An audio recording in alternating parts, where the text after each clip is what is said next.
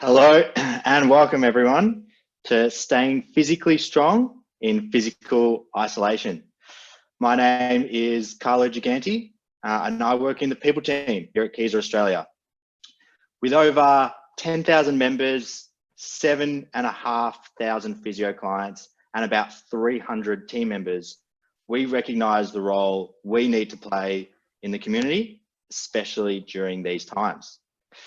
So today, we have our first webinar in a series of weekly webinars that are dedicated not only to our clients and members, our family and friends, but anyone who wants to prioritize their health in 2020. So with that said, I'd like to introduce Kaiser Director Physio and one of the fittest and healthiest people I know, Tim Dettmann. Very generous of you, Charlotte. Very generous. Now, we're a couple of minutes past 7, and I think that a few people might still be joining us. So what we might do, Carlo, if it's okay by you, is just start with a couple of polls to see, get a bit of a starting point of where everybody's health is at the moment. So, Carl, are you able to put the polls up on the screen, please? Yep, everyone should get that up on their screens now. So just before we get started, if everyone can have a quick look at the questions up on your screen.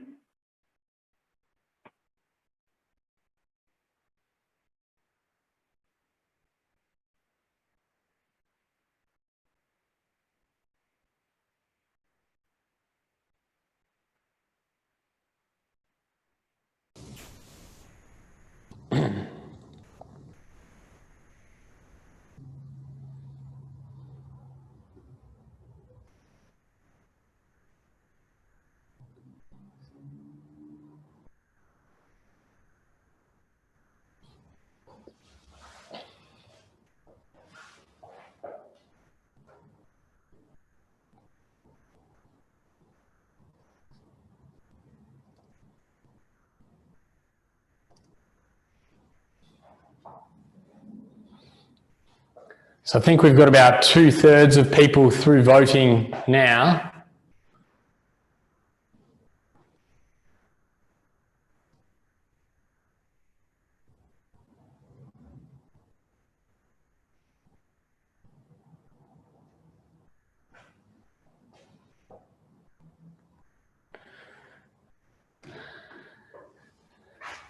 Thanks everyone. We might give it another 30 seconds and just give time for a few stragglers to join us. I think we've just ticked over the 100 mark now.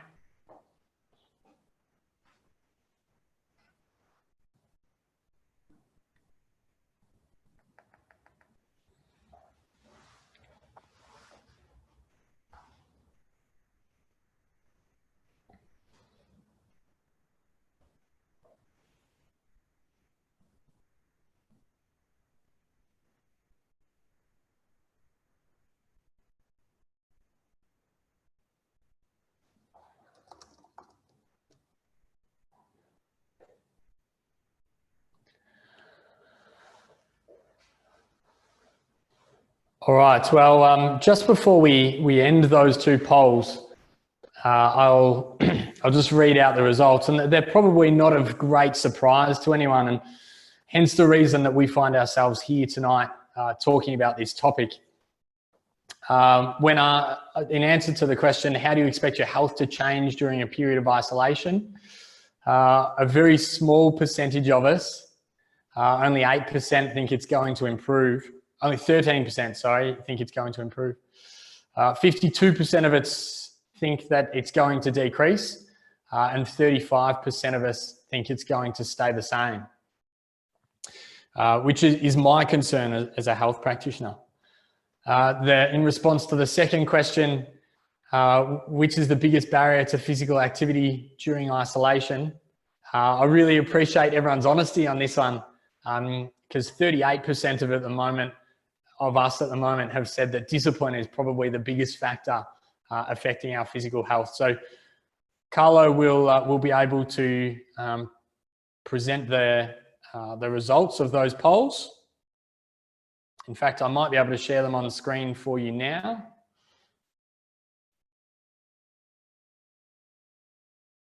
So you can see that a decrease in physical health and a lack of discipline are the reason that everybody finds themselves here tonight.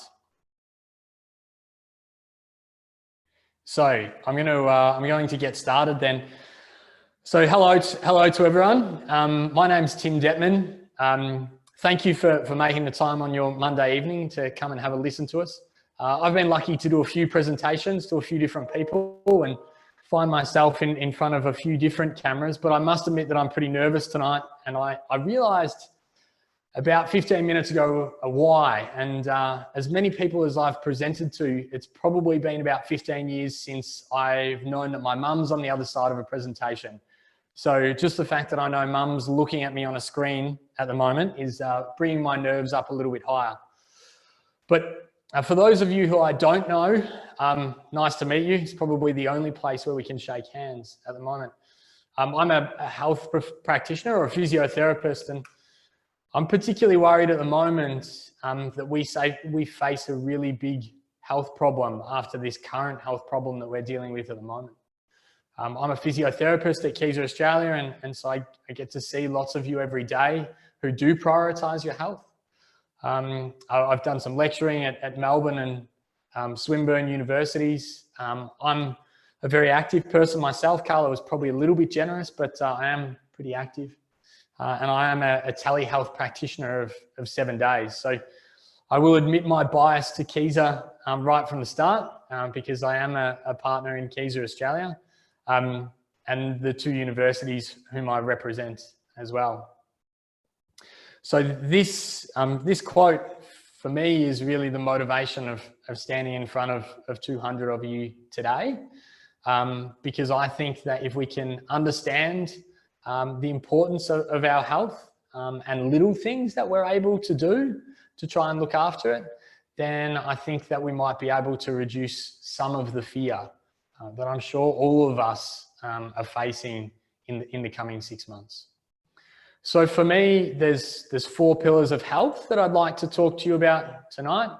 The first pillar of health is moving, and that's certainly my area of expertise as a physiotherapist, and particularly as a physiotherapist who works at Keyser Australia. We will touch ever so briefly, perhaps just for a little bit of comedic relief, on eating. We will touch on sleeping because it is particularly important. And then we've got a very special guest joining us probably for the last 10 to 15 minutes of tonight, who'll be able to answer your questions on mental health. If you do have any questions as we go through this presentation, you'll see at the bottom of your bar that you're able to answer questions, put questions into the Q&A, and Carlo will be curating those for me, and Susie and I will answer some of those towards the end. So let's start with physical health. And many of you, certainly if you've been in Keyser environment, would have seen this before, but the Australian Physical Activity Guidelines are doing anything is better than nothing. Be active on most days. Try and do 150 minutes of moderate intensity activity and do 2 strength training sessions per week. So this is what I'll continue to refer back to throughout our presentation. Why am I worried as a practitioner? This is not me. That's a photo of a good-looking man wearing glasses, but that's what you get if you Google worried. The reasons that I'm worried are every gym in Australia is now shut. Group exercise has been stopped. Physical isolation is absolutely required for the safety of our communities. People over the age of 70 who represent our vulnerable and at-risk population are rightly staying at home. We don't know how long this lasts, and winter is coming. And all of these things combine for a bit of a recipe for disaster when it comes to health on the other side of this health problem. So the truth about physical activity in Australia, and I'm sure many of you Victorians will enjoy that photo of Bondi Beach and what it represents. But this is kind of the picture that people all around the world have of Australians, that we're on the beach, that we're outside and being active. And in actual fact, most of us are inactive. Most of us don't reach the 150 minutes that we require. In fact, less than a quarter of us do the amount of strength training that we should do. And while we're touching on this, it's worth noting that 51% of Australians have got a chronic disease, 23% of us have got two, and most of those Australians over the age of 65 have got two, over 50%, that at-risk population, whom I'm particularly concerned about in the coming months. It's also worth noting that 1/3 of this is preventable. And so my concern is if you project these numbers onto a society that can't be as physically active as it normally is, because all of its support structures and all of its exercise has just been taken away from it, what happens to our health in 6 months' time? What are the consequences we have to deal with 12 months down the track? So this here is it's called a catabolic crisis model. And what it represents on the y-axis is your lean muscle mass, and on the x-axis, your age. And this was proposed by a group of researchers, English and Jones, about 10 years ago. And what they hypothesized is that when people go through catabolic crises, which might be having an injury, it might be getting systemically sick, that they drop off their strength and they don't recover it fully. And what I'm proposing tonight, so I'm calling this Dettmann 2020, is that we are at risk in isolation of suffering from an isolation crisis. So we know that strength decreases with age. That's fact. We might try and avoid it, but there's nothing that we can do after the age of 30. My strength is decreasing, your strength is decreasing. It's just something we have to acknowledge. If we're inactive during the next 6 months, our strength will decrease significantly and we won't be able to recover it. It's natural that our strength is going to decrease if we're not able to partake in the usual game of tennis that we would, if we're not able to run in the running group that we would normally, if we're not able to attend Keizer and lift heavy weights. I'm comfortable that our strength and activity might decrease a little bit. But what I don't want to see, and what hopefully we can learn out of tonight, is that there are still plenty of options for you to be able to stay relatively active safely during this period. And if you only lose a little bit of strength and only decrease your activity just a little bit, then the lighter blue line represents the fact that if you're active, you're actually able to recover. Where I'm concerned is that we might go through an episode of a crisis and some of our population might not recover. At age 33, it may not have huge consequences for me. My ability to recover is probably pretty good.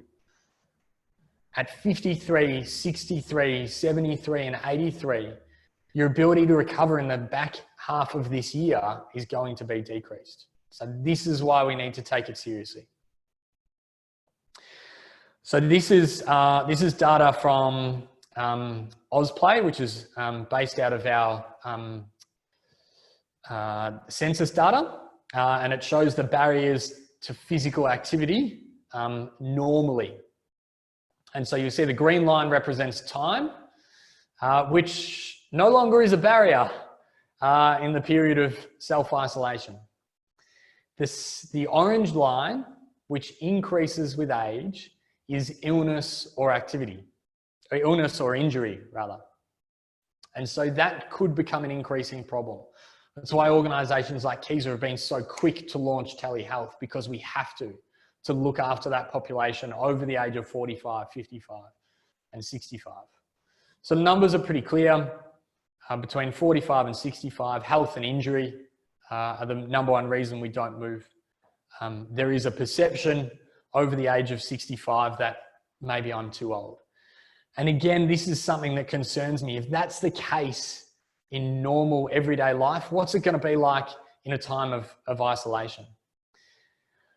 So during a pandemic, what are the barriers to moving? Well, there's not a great deal of research on this. And to be honest, some of us are taking this type of approach where we may not have exercised for many, many years, but now the government's told us to stay inside.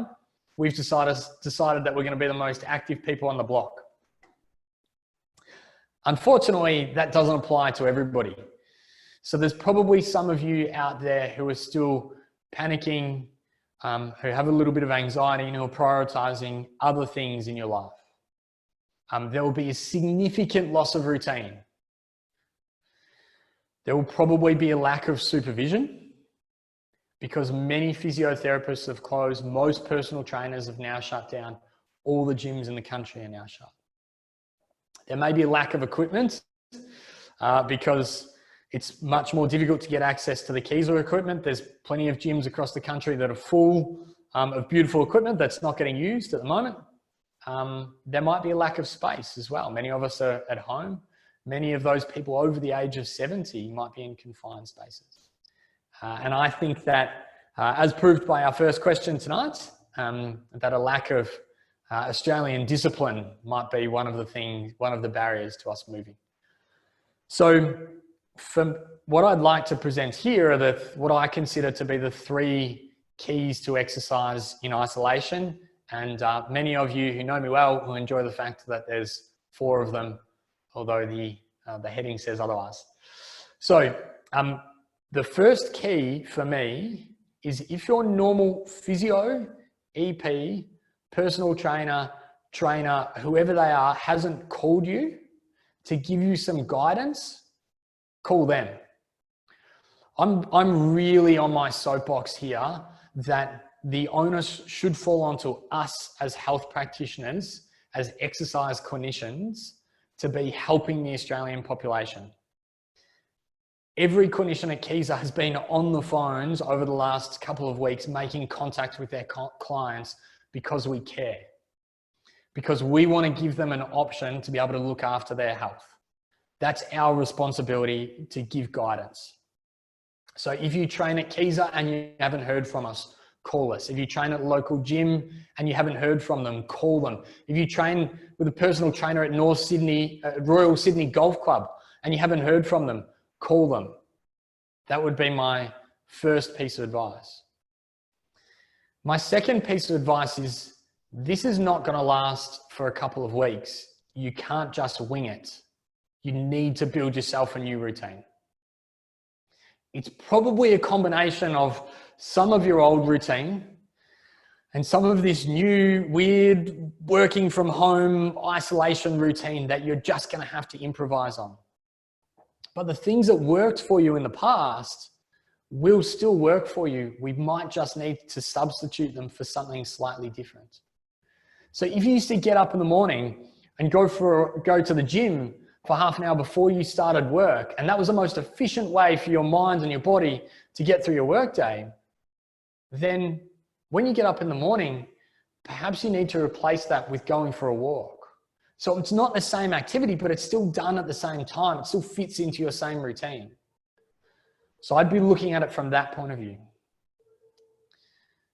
The third key is to find an expert. I don't think that it's fair of the health industry in Australia to say to the Australian population, you need to look after your health at this time. Your physical health correlates to your immunity. You need to look after it. I don't think it's enough for us to point the picture. We have to be proactive. It might just take you to make the initial point of contact. So give a phone call to the place that you normally exercise. Call the physio that you normally see. And if they don't have an answer for you or they're not sure, you can't get in contact with them, call Keyser, call us.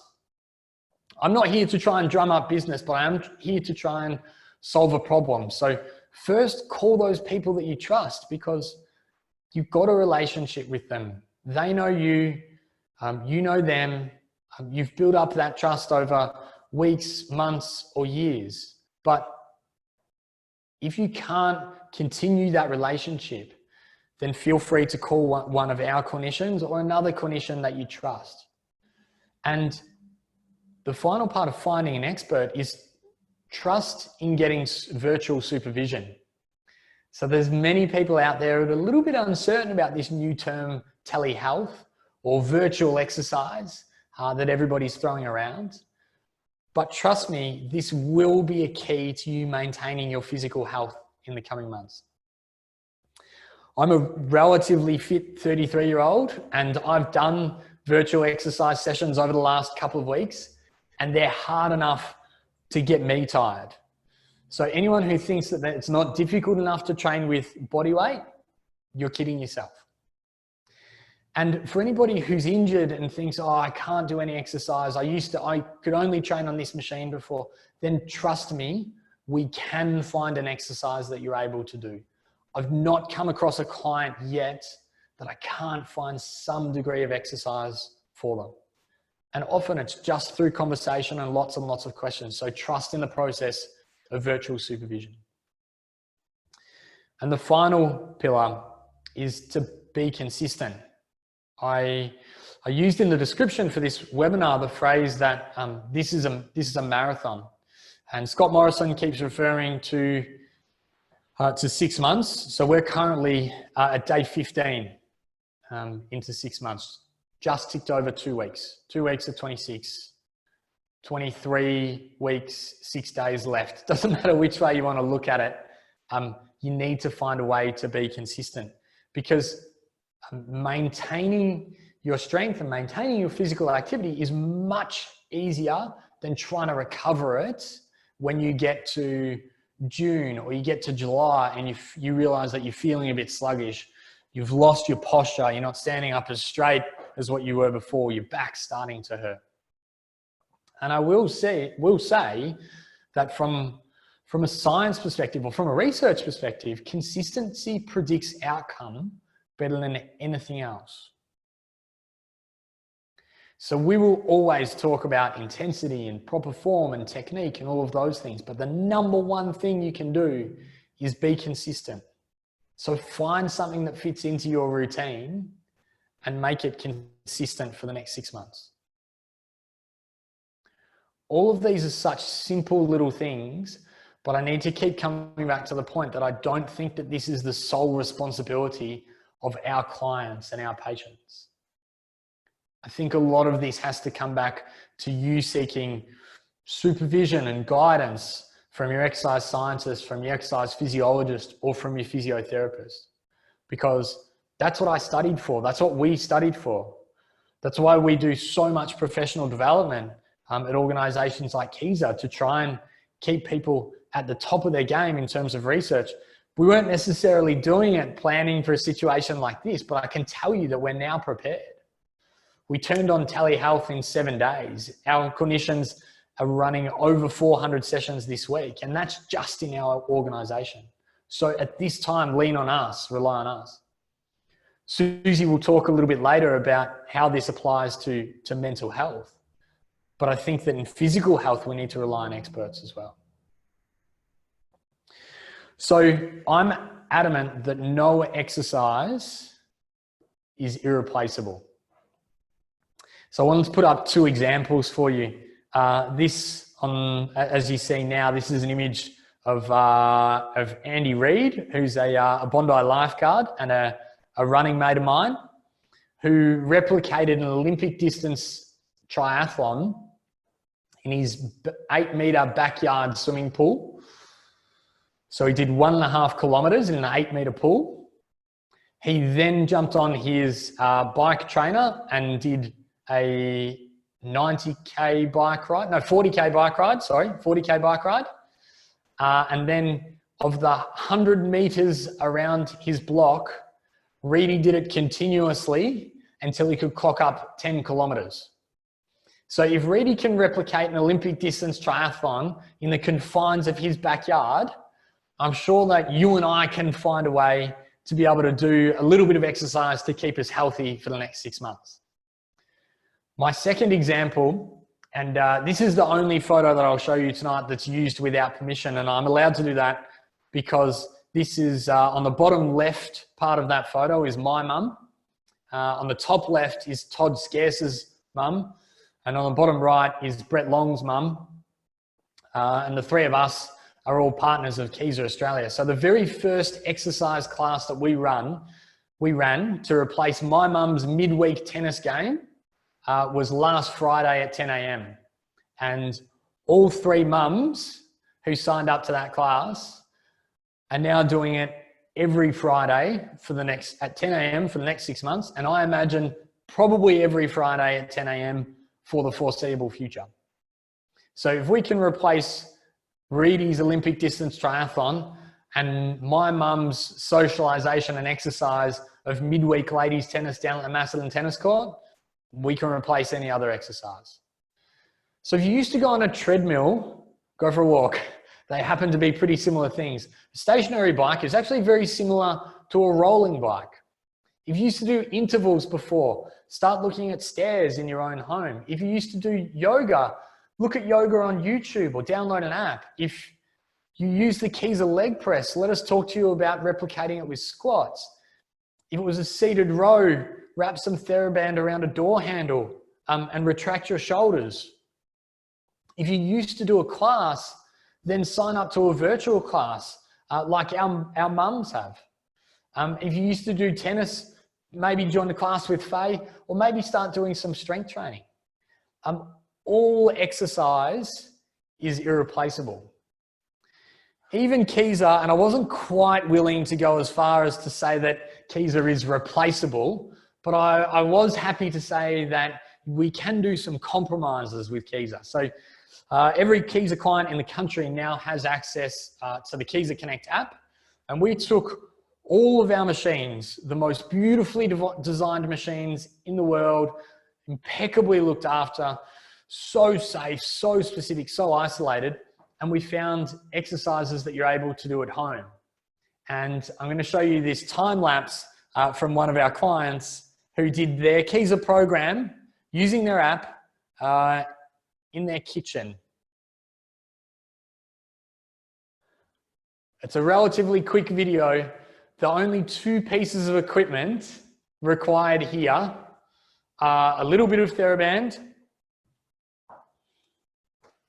And if you don't have a little bit of TheraBand and you want some tomorrow, give us a call and we'll send some out to you. We can't let TheraBand be the limitation. And the second piece of equipment was simply a mat. Oh, and a chair, actually, sorry, I lied. There was 3 pieces of equipment. The oven and the dishwasher in the background, not necessary pieces of equipment, just there to make the picture more impressive. So this time lapse lasts for a couple of minutes. The workout would last no longer than half an hour, done twice a week, and you're compliant with the Australian Physical Activity Guidelines of 2 strength sessions a week. Is it as good as using the Keiza equipment?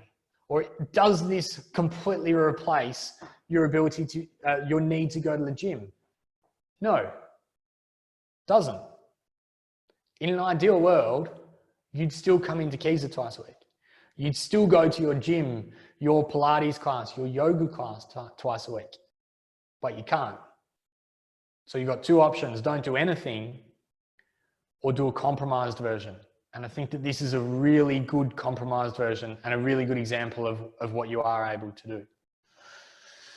So I've got one little bonus on physical health before I move to some of the other ones, and it's just to discuss the ergonomics of working from home.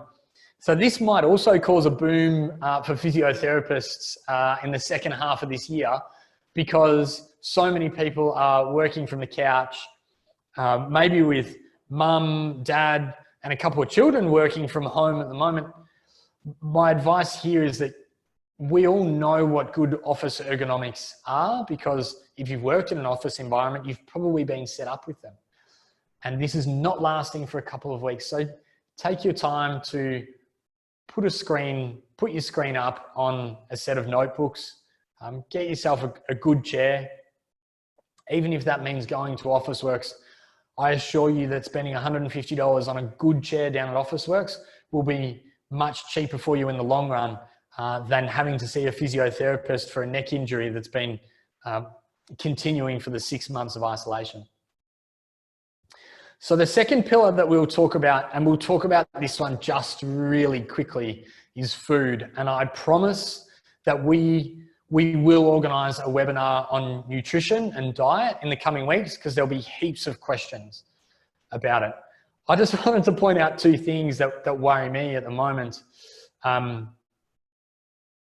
Nutrition is not my area of expertise, but I know that if our physical activity is going down and our consumption of pasta and sugar is going up, as you can see in the two photos in front of you, then I think we're going to be in a bit of trouble, particularly given we're coming into winter.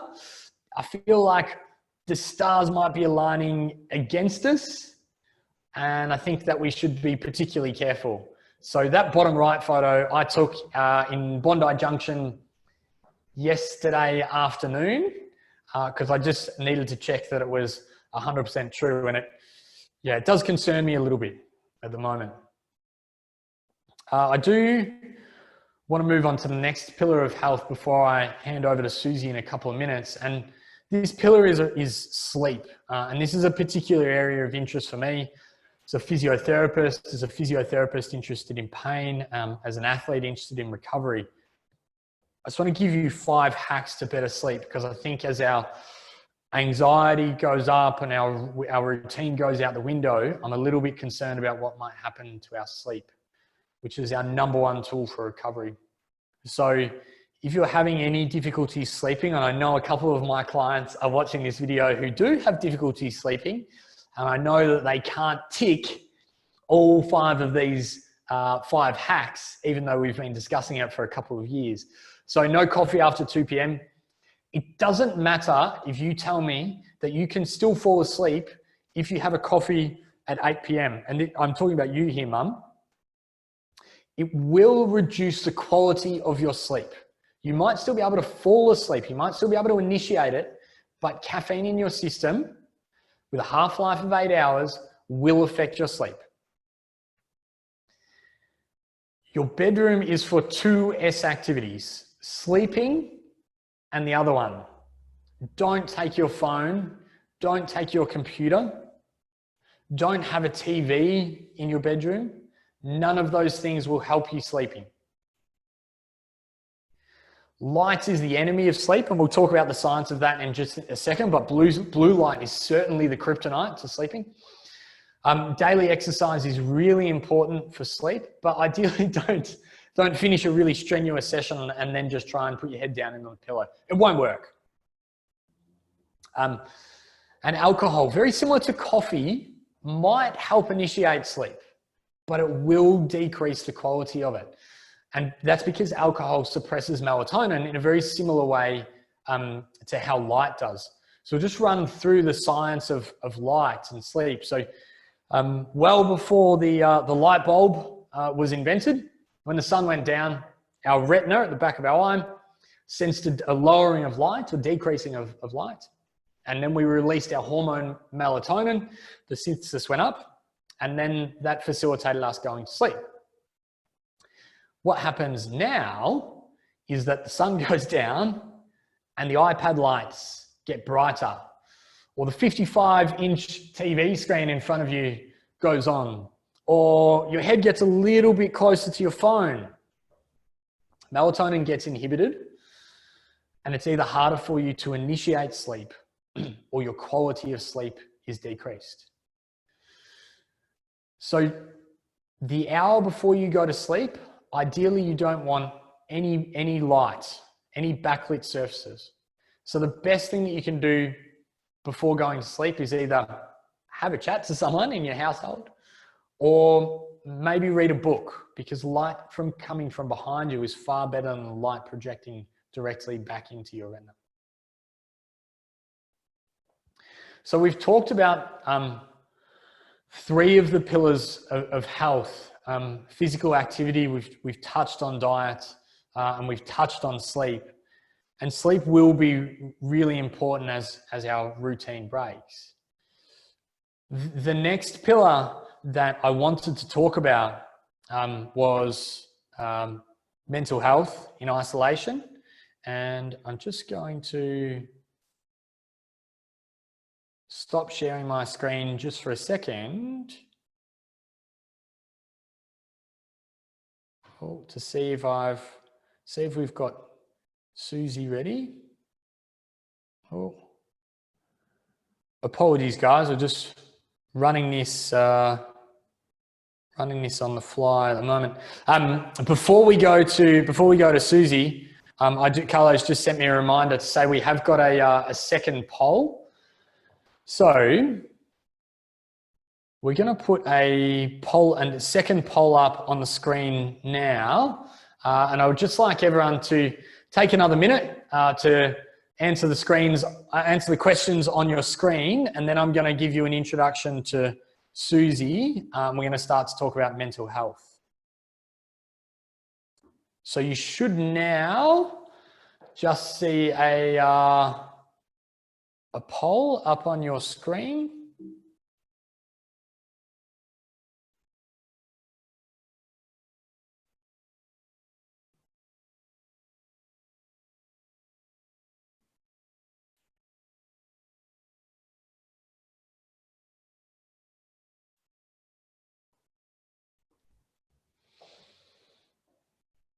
Sorry guys, if you just give us 30 seconds, I think we're having some difficulty launching this poll. Oh, poll is live, Carlo says. Good news. Thanks, Carlo.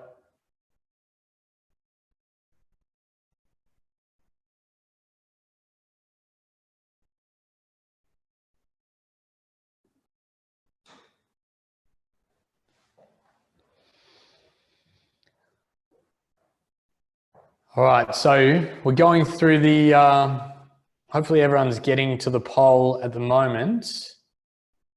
So we're going to keep this live for about 3 or 4 minutes before Susie joins us.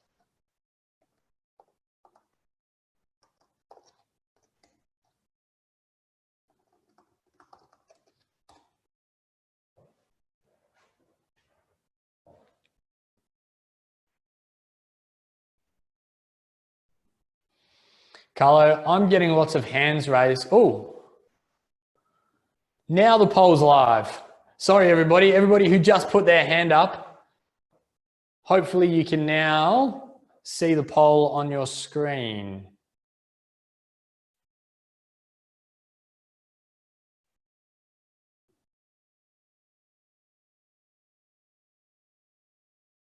Oh, fantastic. Now we've got the poll up. What that did assist with was me getting to see a few names of people who put their hands up. So, Druma, nice to see that you found some time on a Monday evening to listen in, and Sally Dick as well. I saw your name pop up there, Sally. I'm sure that means that Andrew's there in the background too. So hello to Andrew as well.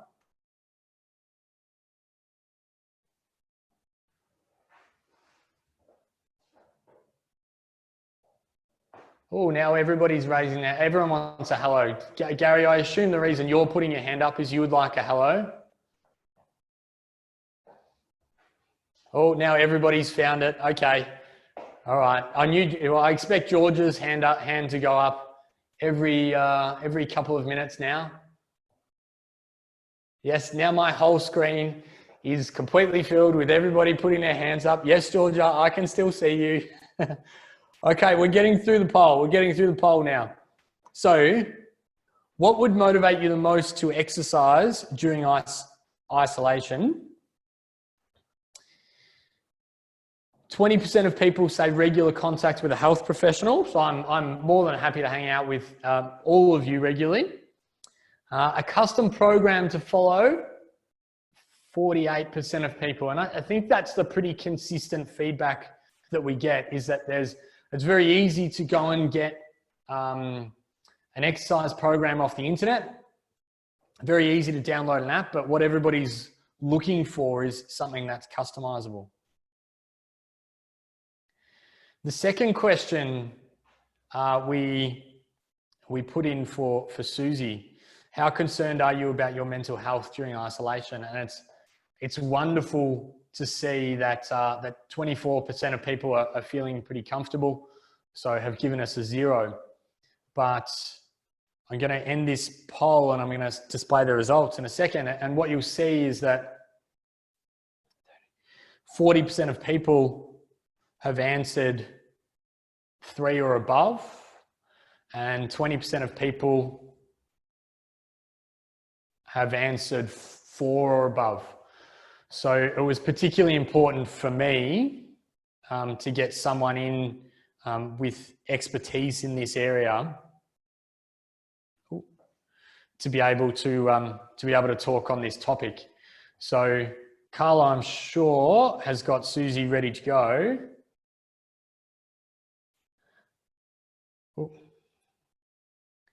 So Carlo, whenever you're ready, can you unmute Susie for me, please, so I can give an introduction?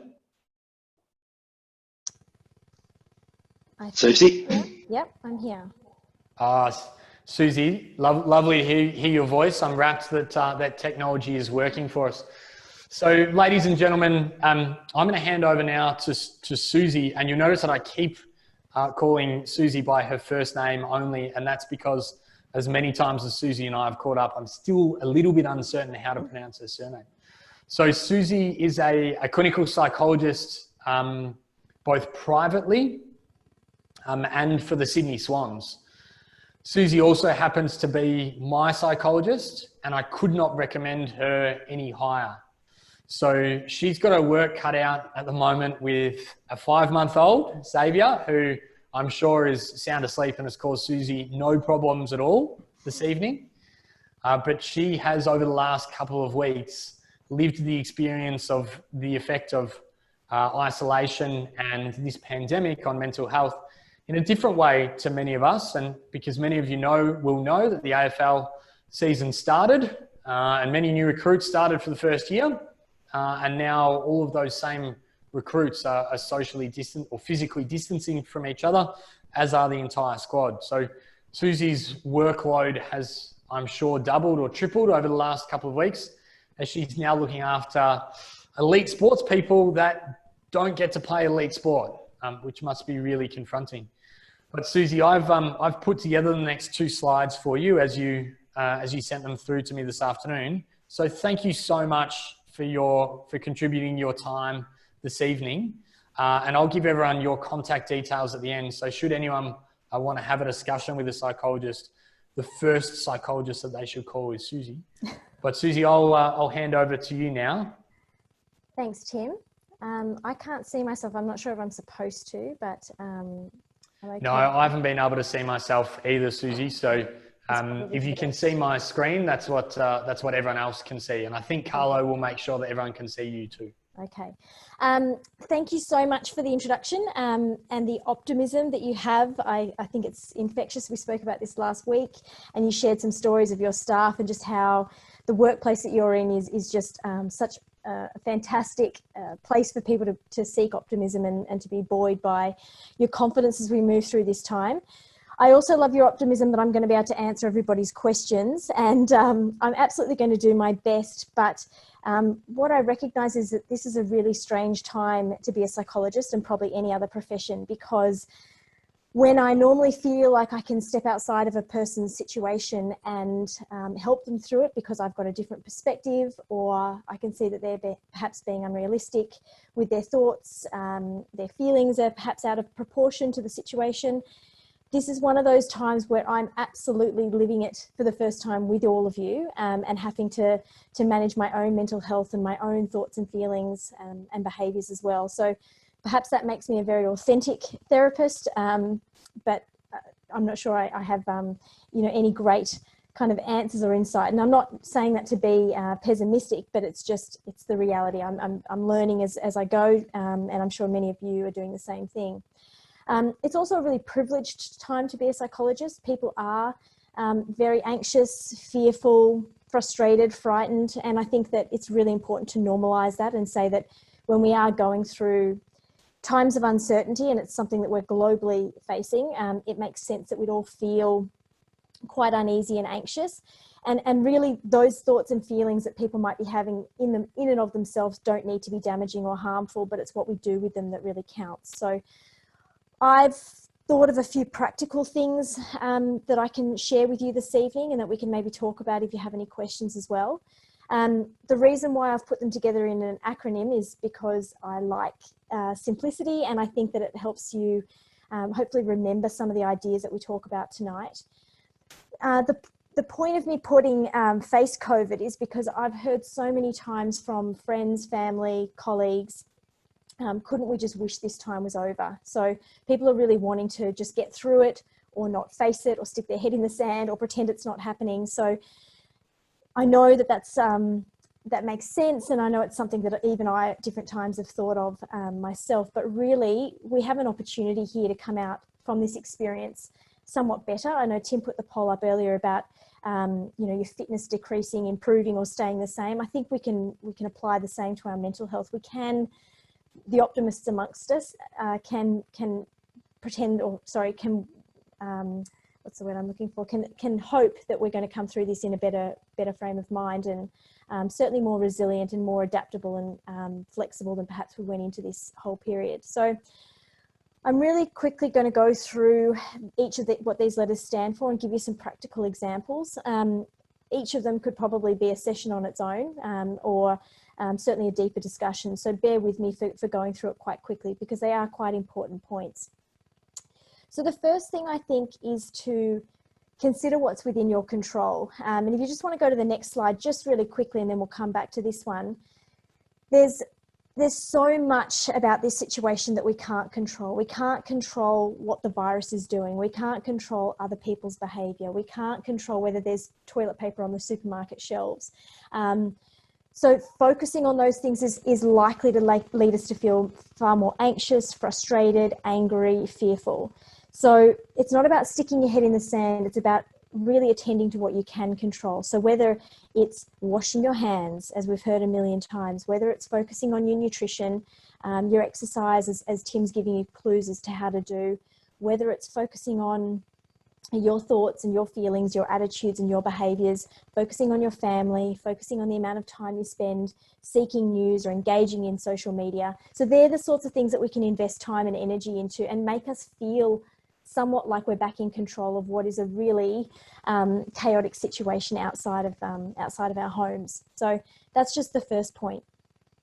I think the second point about acknowledging your thoughts and feelings, so the next 3 points, ACE, really do relate to, I guess, the principle of mindfulness, which is about acknowledging what's going on for you, within you and externally, grounding yourself in those experiences, and being conscious with what you attend to. So coming back to, again, what you can control. But just going back, so acknowledging your thoughts and feelings. There are going to be so many things that come up for you during this time. Thoughts, feelings, memories, urges, emotions. And what I'm encouraging you to do, and it's not easy, it's easier to say than it is to do, is to look at what's coming up for you with curiosity. So be curious about what's happening within you and coming up for you. And as best you can with compassion. So if a dear friend or a family member came up to you and said, I'm feeling really anxious, I'm feeling really uneasy, I'm feeling really frustrated with the state of things at the moment, you'd probably try to be really kind, considered and compassionate in your response to them. And I'm just encouraging you to try to adopt that voice internally for yourself and navigate through this difficult time with that gentle kindness and compassion. Even just little things like changing the way that you relate to your thoughts. So for example, I notice I'm having the thought that I might get sick, or I notice that I'm feeling anxious. I'm having feelings of being angry or being lonely. Even just stating it that way, as opposed to I am angry, I am going to get sick, I am afraid, just gives you that little bit of space between your thoughts and your feelings so that you can recognize them and actually do something consciously about them rather than just being, I guess, overwhelmed by them. Now, that next point, coming back into your body, is really connecting the physical and the mental self. So even little things like pushing your feet into the floor, feeling the back of feeling your back against the chair that you might be sitting on, taking a really slow breath and consciously noticing it coming in and into your body, expanding and then leaving your body, stretching your arms up above your head or rolling your shoulders consciously. All of those small physical actions can ground you in the present moment if you notice that your mind is spinning off and spiraling off into catastrophic thoughts about the future or about what might happen to you. Engage in what you're doing. What I mean by that is really focus your attention on the task at hand, whether it's a conversation you're having with somebody, a work task, engaging with children, making the bed, cooking dinner, any of the tasks that you're trying to do on any given day. Really practice giving them your full attention. We have become a society of multitaskers, and I think we often do things mindlessly with not a lot of thought and attention. It's exhausting, and also we're not doing any of those things particularly well, I would argue. So really practicing engaging in the task that you're doing is also going to prevent your mind from astral traveling and getting too far ahead of itself or thinking too far about the past and the life that you used to have. So really just being in that present moment. Susie, I am the eternal optimist, which we've talked about before, but yeah. Is this an opportunity for us perhaps to learn a little bit of that mindfulness? You know, so many other distractions have been taken away. Yep. We are now at home with our families, you know, with those ones who are closest to us. Is there a potential opportunity in this? Yeah, I think there are so many ways of learning it, and it's something that I can talk to about, you know, people about individually, or give you some suggestions for apps that can guide you, because it's like any skill. You as you said before, Tim, you need you need the guidance and you sort of need the supervision. So that the apps that I can think of effectively provide that. That time excuse that perhaps we once upon a time used is maybe not as relevant now, and we do have time, so we need to be constructive with how we use it. And I do think that I had a conversation with somebody yesterday, and she said, look, I'm quite skeptical about things like mindfulness. I hear it, it's a bit of a buzzword. I'm not sure that it's going to work for me, but actually I have the time. You're advising me to give it a go. You've given me an app to kind of teach me. I've really got nothing left to lose. So I do think that there is an opportunity here to actually prioritize some of those good mental health skills. Like, it's something that we should probably be doing, like brushing our teeth or taking a shower every day. I don't think it needs to be too cumbersome and arduous. I think it should be in our toolkit of general good mental health. Yep. Okay, okay to carry on, Tim? Thumbs up? Yes, yep, yes. okay. You've got your pondering face on. I'm not sure whether I should be proceeding or waiting for another question. I'll turn my pondering face off. Sorry for being distracting. So C here for me is about considering your information sources. Now, it would be very easy to spend the whole day catching up with news or having the news on in the background, and I'm not sure how helpful that is. It's sort of we're at saturation levels. I think it makes it hard to get any work done. It also makes it hard to think about something outside of this situation. So I know we need to, again, it's not about sticking your head in the sand. It's just about being selective about the sources of news and information that you choose to engage with, how frequently you might be tuning in, and how long you might be staying engaged for. So for example, you know, the Australian government COVID-19 website or app that you might like to download has up-to-date, appropriate, relevant information. So that's a really good source. Spending all day on social media or even on some of the pop news channels, I think can probably be a bit overwhelming. So again, just be really selective about what you're choosing to engage with. In terms of organising your day, as Tim mentioned, I think routine here is really important, and I don't think we have an excuse not to create a new normal. It is going to look different, I appreciate that, but I would start with something as simple as, when you get out of bed, make it. This is something I say to the football players when we're trying to create what their day looks like. If you make your bed, you're less likely to get back in it. So you've already started with a positive action. The next thing you might like to do in your day is identify some things you're looking forward to. It can feel a little bit like things have been taken away from us and that we're a bit stuck, or we're kind of waiting for this to pass. But on each and every day, I would argue or challenge you to find what you're going to look forward to, whether it is going outside and getting a walk, whether it is, you know, a hug with a loved one in your home because we're missing some of that external touch and feel outside, whether it is the sunset in the evening, you know, little things that are going to happen day to day. I really would encourage you to identify at the start of the day, you're looking forward to those things. So you set yourself up in that frame of mind.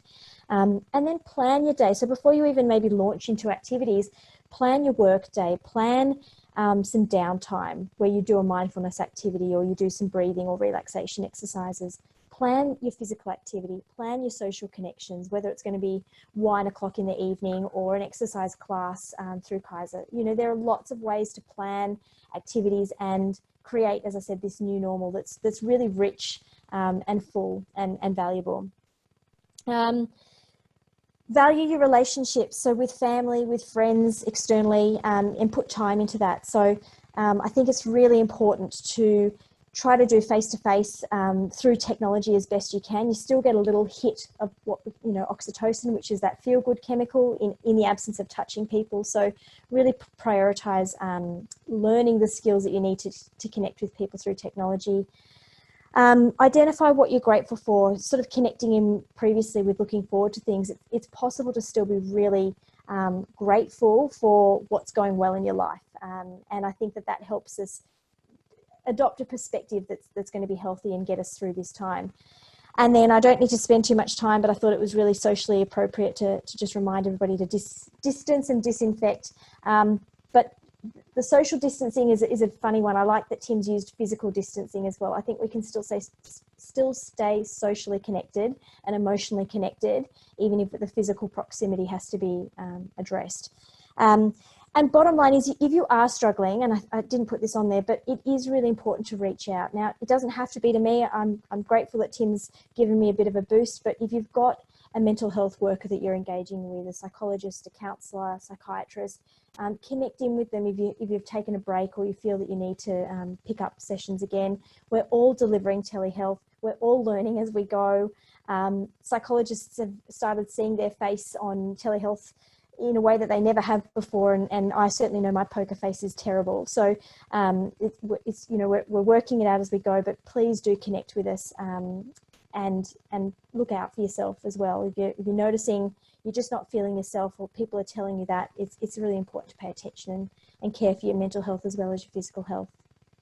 Yeah, Susie, I think it's probably a time for me to jump in and just reiterate that it's clearly my opinion that when it comes to physical health, that you should seek out the help of an expert. And I really don't see why it would be any different at all for mental health. Like you said right at the start, like we're all going through this for the first time, you know, with no idea what's going to happen in the coming 6 months. And I know that at some point in the next couple of months, you and I will be sitting down and I'll be trying to wrap my brain around what this means for me and my family and my friends and my business and all of that. And I would always go to an expert on something like that. And I really don't think that we can look at physical health and mental health any differently at all.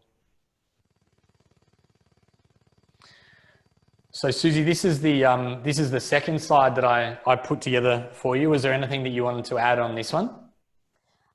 No. So this was sort of the point that I made earlier, first up, about just what we can and can't control. I think it's very easy to get focused on the things that are beyond our control. And honestly, this is something that pre-COVID-19, this is something that I'm constantly harping on about with the boys at the Swans about.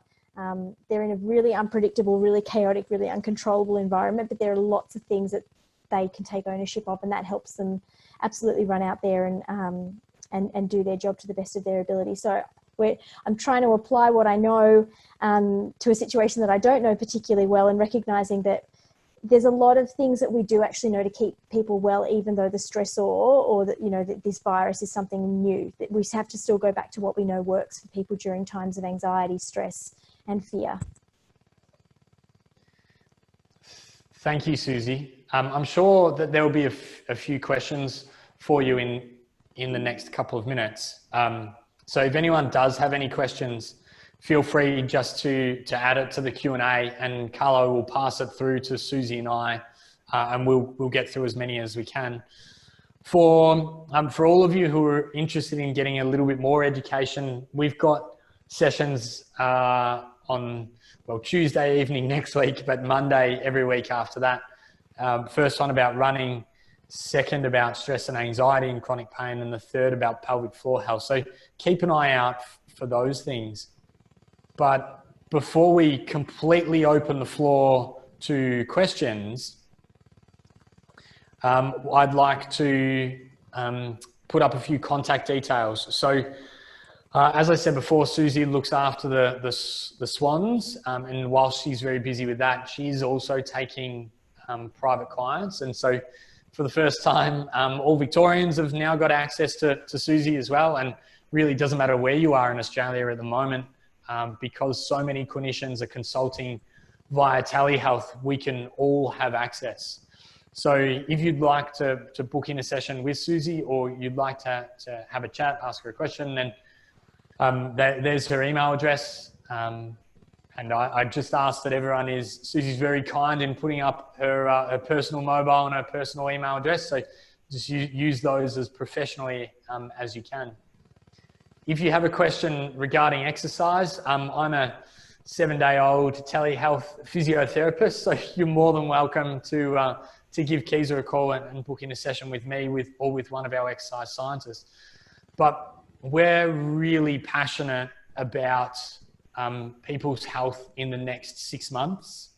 So for anybody who's been registered on tonight's webinar, then we'll do your first exercise training session, exercise consult session at no cost, because we think it's really, really important to get people started early, because if we're trying to play catch up in May or catch up in June or rehabbing an injury in July, then we're really, really going to struggle. So they're the contact details where you can reach any of us. What we might do now is answer a couple of questions. So Susie, have you got any specific recommendations of mindfulness apps for our clients? I do, yeah. So I've just typed it. I'm not sure whether it went out to the group, but I personally use and highly recommend Smiling Mind, which is free. It's Australian and it's got a really good evidence base. And they've actually just officially released a COVID-19 module. So not that you need to do that, but in fact, I myself was feeling quite overwhelmed by the fact that I have a 5-month-old out in this world that I had no idea I was bringing him out into. And I found myself doing one of the Smiling Mind breathing exercises before I went to bed last night, and I must have fallen asleep before it finished because I have no recollection of how it went, but I did sleep till he woke me up. So that was, that's a good endorsement. And the other one that I know that a lot of people use and my players like it is Headspace app. So both really well-researched Australian. Headspace has some cost attached to it, but Smiling Mind, is absolutely free. Yep. And Susie, one of the organisations that we've used at Keeza quite a few times is the Resilience Project. Yeah. Who also have an app available. Do you have much experience with that one? Yeah, Hugh came and spoke to the club probably about 2 or 3 years ago. He's a brilliant storyteller, was my first impression of him. And the gratitude journal that goes along with the Resilience Project is something I adopted at the time. And although I don't have a journal, I just I document it in my phone every day, something I'm grateful for that I learned that went well for me. So have personal experience with his project and value a lot of the tenets of that program. So yeah, absolutely can endorse his principles. Yeah, I think that from a Keeza perspective, that's a program we've made available to all of our teams. I know I've taken quite a few friends and quite a few family members along to that. So the Resilience Project app is definitely one worth looking at as well. I've got a couple of questions about the difference between coffee and tea in terms of caffeine content. And the answer is that it can vary significantly. So the caffeine content of tea leaves is higher than the caffeine content of coffee beans generally. But by the time that you drink it, tea will still have caffeine in it, but it will generally be at the same or a little bit lower level than coffee. But you certainly can get caffeine-free tea. So rooibos tea is an example of a tea without any caffeine in it, a well-known South African tea. So it does vary hugely, just as it does with, you know, which type of coffee that you're having. But yes, in short, the answer to the question is tea still contains caffeine as well.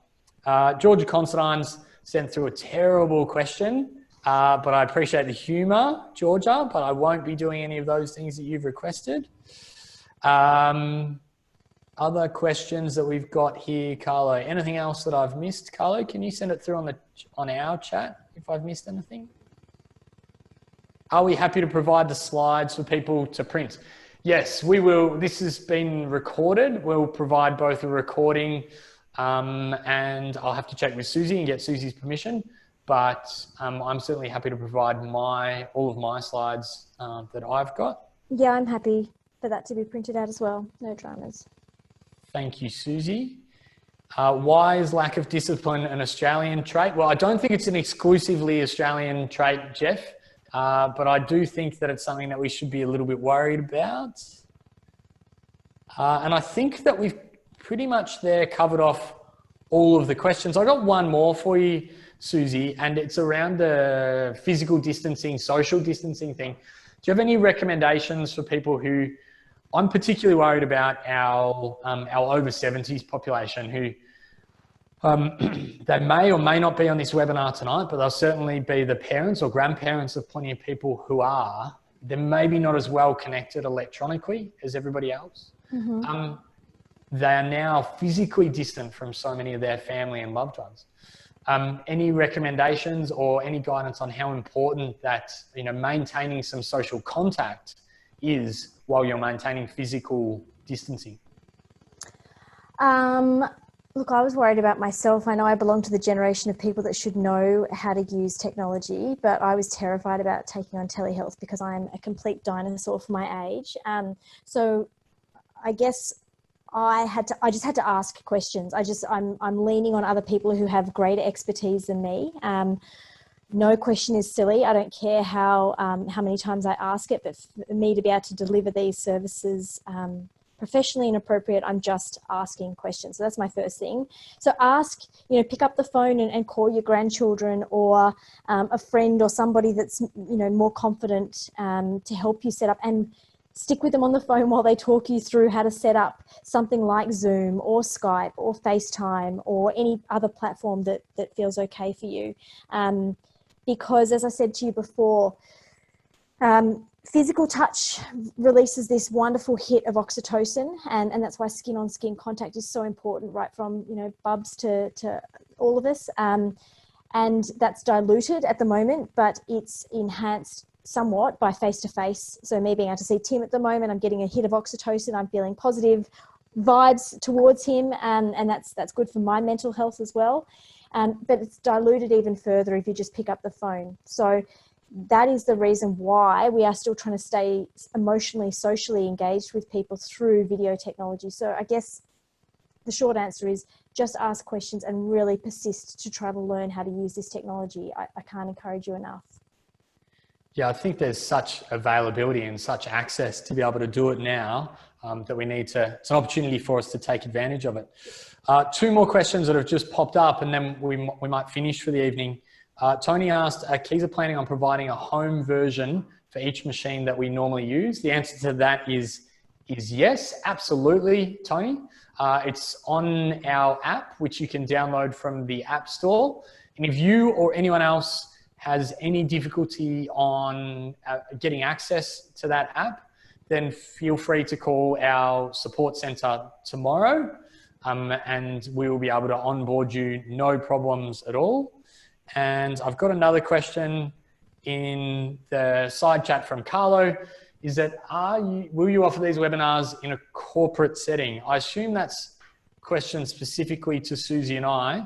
The answer is We don't have any plans to go on a road show, but now that you can't go on the road, certainly if anyone would like us to have a chat to their team or their office or any other group, I'd have to check Susie's availability because she's got a young one to look after. But yes, we'd be more than happy to do it. So we might, we'll finish up there. I haven't got any other slides. I'll finish up with the contact slides up. Thank you very much, everyone, for taking the time to join us this evening. Susie, thank you so much for handing Xavier over, or thank you, Xavier, perhaps I should say, for behaving so well this evening so that you could join us and doing this on such late notice. I've said it a couple of times, but I couldn't recommend Susie high enough. And I think it's really important that we acknowledge our mental health just as much as we acknowledge our physical health over the next 6 months. Feel free to tune in next Tuesday after Easter Monday if you'd like to hear about running injuries. We will certainly continue this education over the next couple of weeks and months as we continue to progress. Stay safe out there, everyone. Make sure that you continue your physical distancing, you continue your hygiene. We'll make accessible to you all the slides from today via email, via the contact details that you put in when you registered. But otherwise, thank you very much. Enjoy the rest of your evening. And thanks again, Susie. Thanks, Tim.